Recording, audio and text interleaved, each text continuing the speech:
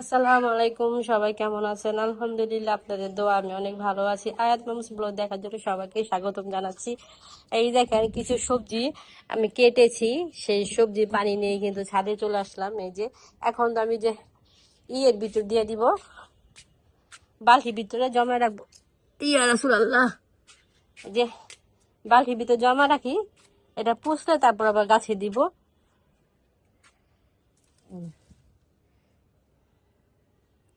এই যে ছোট বালতি নিয়ে আসছিলাম, এই যে এটার মধ্যে এই যে এভাবে ঢেলে দিব।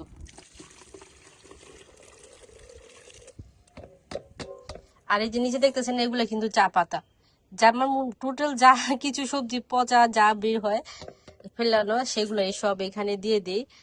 তো এই যে এটা এখন আমি রেখে দিব, এটা পচলে তারপর গাছে দিব। আর আসলাম হলো গাছের নিচে কিছু বটবটি পাড়ার জন্য।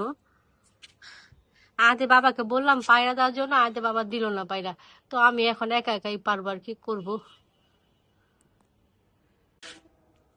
আর এই যেমন দেখেন, এই বটবিটা কিন্তু মাশাল্লাহ অনেক বড় হয়েছে। আর দেখলে বোঝা যায় যে স্বাস্থ্য ভালো হয়েছে, হেলদি।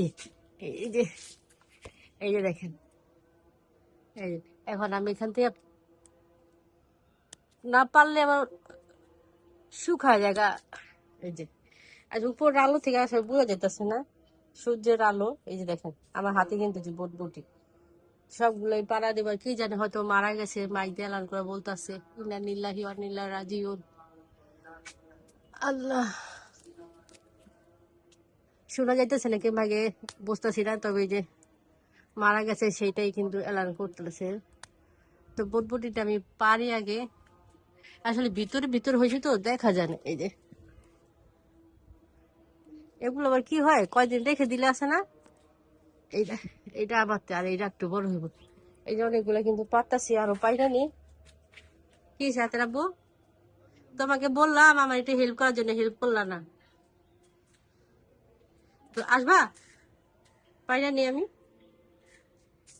একে জগ। এই আরো আছে, এই বটবটি গুলা খুঁজা খুঁজা নিতে হয়। কাটো, এই যে এইটাও বড় আছে কাটো।